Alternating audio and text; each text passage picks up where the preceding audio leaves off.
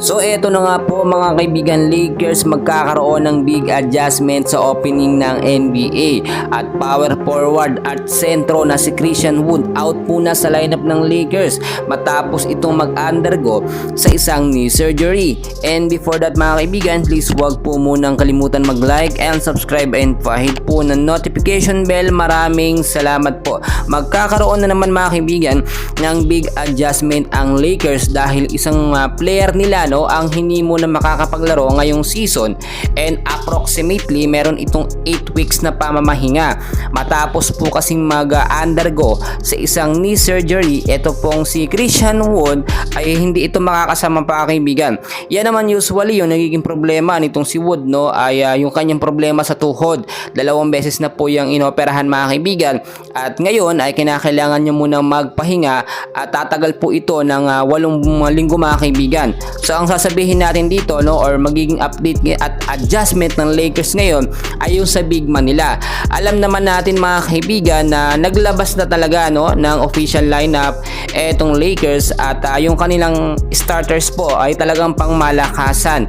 Nandyan po kasi sa kanilang first 5 etong si Angelo Russell, si Austin Reeves, si LeBron James, si Rui Hachimura at Anthony Davis ang kanilang magiging sentro. Dahil nga po hindi makakasama sa lineup itong si Christian Wood, ay nakaabong po at naka-back up itong si Jackson Hayes at si Kyler Kelly na mabigyan po ng mahabang playing time kapalitan po nitong si Anthony Davis. Kung titignan nyo mga kaibigan, so far okay naman sana itong first 5 lineup nila sa starter po or sa opening ng NBA, pero nagkaroon din ng adjustment nga po etong Lakers na kung sakali pong mabigyan ng playing time etong si Jackson Hayes at si Kyler Kelly, sila ang gagamitin po sa opening ng NBA. Kasi mahalaga mga kaibigan na malaman natin na itong si Christian Wood ay malaki po ang naiaambag dito sa Lakers. Naglalaro po kasi siya bilang dalawang posisyon, isang power forward at isa pong sentro. Samantalang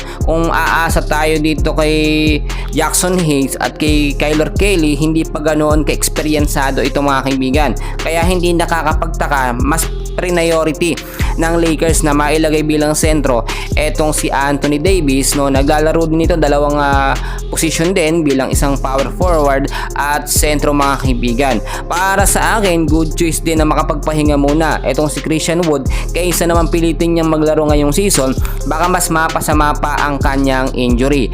Ayon naman po sa ating mga nakuhang update ay wala namang problema dito nga kay LeBron James kung sakaling hindi makapaglaro at mabawasan sila ng isang player ngayong season, para nga naman daw mabigyan ng magandang oras or mabigyan din ng mga highlights itong mga rookie or yung mga nasa bench player po ng Lakers at magamit kasi maraming pumirma ngayon sa Lakers pero nasa bench lang at hindi nakakapaglaro. Napansin po natin kahit yung dalawang point guard na rookie na nag-sign po ng kontrata dito sa Lakers ay malabong makapaglaro or mabigyan ng playing time sa opening ng season ngayon sa NBA kasi mas malalakas yung mga kalaban nila ngayon.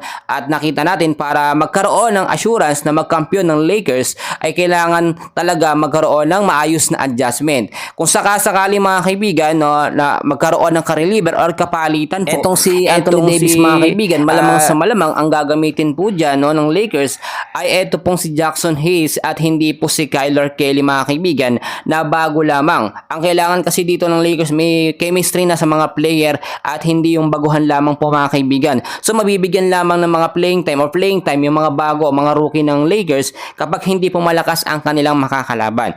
Well mga kaibigan, marami pa tayong kaganapan at update So please huwag kalimutan po mag-like and subscribe. Maraming salamat po.